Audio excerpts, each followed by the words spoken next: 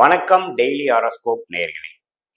உங்கள் அன்பான சயின்டிஃபிக் வேதிக் astrologer astrology பேசுகிறேன். நல்லது நினைப்போம், நல்லதே நடக்கும். இப்போ பார்த்தீங்கன்னா அந்த மாத பலன் ஆண்டு பலன்லாம் பார்க்குறோம். ராகு கேது பயிற்சி, சனி பயிற்சி, குரு பயிற்சி, ஏன் செவ்வாய் பயிற்சி, சுக்கிர பயிற்சி, புதன் பயிற்சிலாம் நம்ம பார்க்குறோம். அது எப்படி செயல்படுதுன்னு பார்த்தீங்கன்னா உங்களுடைய ஜென்ம ஜாதகத்தில் இருக்கிற தசாபுக்திகள் தான் நிலையானது. அது வச்சு தான் நம்ம முழு பலன்கள் பார்க்க போகிறோம். ஆனால் இந்த கோச்சார பலன்களும் அதோட மிக்ஸ் பண்ணும் பொழுது 100% கிடைக்கும். அதாவது தசாபுக்திகள் ஒரு 80% நமக்கு ஒரு கிளாரிட்டி கொடுக்குதுன்னா, கோச்சார அடிப்படையிலான அதுக்குடைய தாக்கம் நல்ல தாக்கமா கெட்ட தாக்கமாங்கிற மாதிரி அமைப்புகளை வச்சு நம்ம பார்க்கும் பொழுது 100% துல்லியமான நாம ஒரு கணிப்பு எடுக்க முடியும். இப்போ கோச்சார அமைப்புல சாதகமான நிலை இருக்கும் பொழுது தசாபுக்திகள் கொஞ்சம் கூடுதலான பலன்கள் கொடுக்கும். கோச்சார அடைப்பில் பார்த்தீங்கன்னா அந்த செவ்வாய், இப்போ ஃபார் எக்ஸாம்பிள் செவ்வாய் திசையே உங்களுக்கு நடக்குது. செவ்வாய் அவ்வளோ சரியான நிலைமையில நமக்கு இப்போ நடக்கல அப்படின்னா அது இழுவறையாகவும் கொஞ்சம் 10-20% சாதகமற்ற பலன்கள் கொடுத்துதான் நமக்கு ரிசல்ட் கிடைக்குங்கிற விஷயத்த நம்ம எடுத்துக்கலாம். இதனாலதான் நம்ம மாத பலன்கள் ஆண்டு பலன்கள்லாம் நம்ம பார்க்குறோம். இந்த வீடியோவில் கன்னி ராசி அன்பர்களுக்கு ஏப்ரல் 2024 எந்த மாதிரியான ஒரு பலாபலன்கள் நிறைந்த ஒரு மாதமாக இருக்க போகிறதுன்னு நம்ம பார்க்க போறோம். இப்ப கன்னி ராசியோட அதிபதி யாரு? புதன். புதன் பாத்தீங்கன்னா ஏப்ரல் 10 தான் மேஷத்திலிருந்து மீனத்துக்கு வக்ர ரீதியாக இடம்பெறுகிறார். ஸோ அப்படின்னா கன்னி ராசிக்கு என்ன போகுது? 8ஆம் இடத்துல இருக்கக்கூடிய புதன் 7ஆம் இடத்துக்கு அவரோட ராசியவே பார்க்கிறார். சரி, 7ஆம் இடத்துக்கு வரும்பொழுது மீனத்துல புதன் நீச்சம் மாறாரேன்னு நீங்க கேட்கலாம்.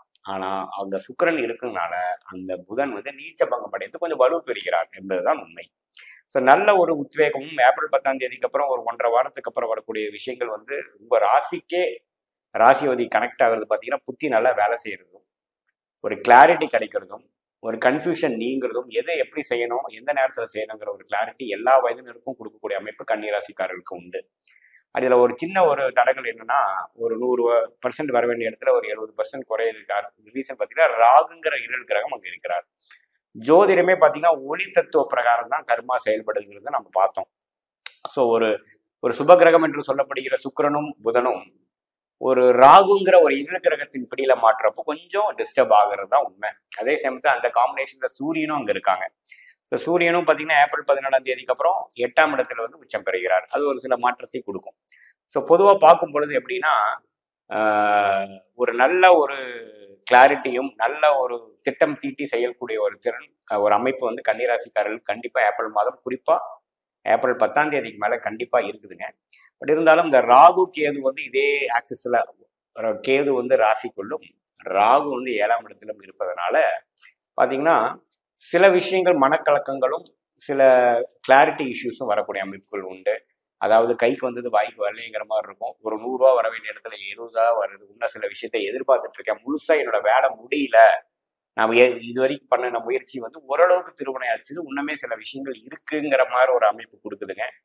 கண்டிப்பாக வாழ்க்கையே ஒரு தொடர்ச்சியான ஒரு விஷயம் தான். எல்லாத்துக்கும் ஒரே முடிவு இப்போ வரப்போறதுல நம்ம தொடர்ந்து நம்ம செஞ்சுட்டு இருக்க போறோம். ஆனா கண்டிப்பாக இந்த ராசி அதிபதி ராசியவே பார்க்கக்கூடிய ஒரு தருணங்கள் இந்த ஏப்ரல் மாசத்துல நமக்கு கொடுக்கறதுனால குறிப்பா 1.5 வாரத்துக்கு அப்புறம் வரக்கூடிய புதன் வக்ர பயிற்சி கொடுக்கறதுனால பாத்தீங்கன்னா சில விஷயங்கள் திட்டத்தை தீட்டு நீங்க செயல்படக்கூடிய அமைப்பு கண்டிப்பாக கொடுக்குது. மாணவர்களுக்கு ஒரு கிளாரிட்டி கொடுக்கும். இல்லத்தரசிக்கு பாத்தீங்கன்னா சில விஷயங்கள் எப்படி ஒரு சொல்லி செயல்படுத்தணும், பெரியவங்கிட்ட சில விஷயங்கள் செய்ய முடியாத விஷயங்களை எப்படி செஞ்சுக்கணும். அதே மாதிரி வயது நிமிடங்கள் சீனியர் சிட்டிசனுக்கு பாத்தீங்கன்னா சில நெருடலான சில விஷயங்களுக்குலாம் ஒரு தீர்வு கிடைக்கக்கூடிய அமைப்புகள், ஃபேமிலி இஷ்யூஸ், ப்ராப்பர்ட்டி இஷ்யூஸ்க்குலாம் கிடைக்கக்கூடிய அமைப்புகள் இருக்குங்க. பட் என்னதான் மே 1 அப்புறம் ஆகக்கூடிய குரு பயிற்சி ராசியை பார்த்து சில நல்ல பலன்களை கொடுக்க வேண்டிய ஒரு ஃபவுண்டேஷன் ஒர்க் பார்த்தீங்கன்னா ஒரு 2nd and 3rd and 4th வீக்லேருந்து கொஞ்சம் வர்றதை நீங்கள் பார்க்கலாம்.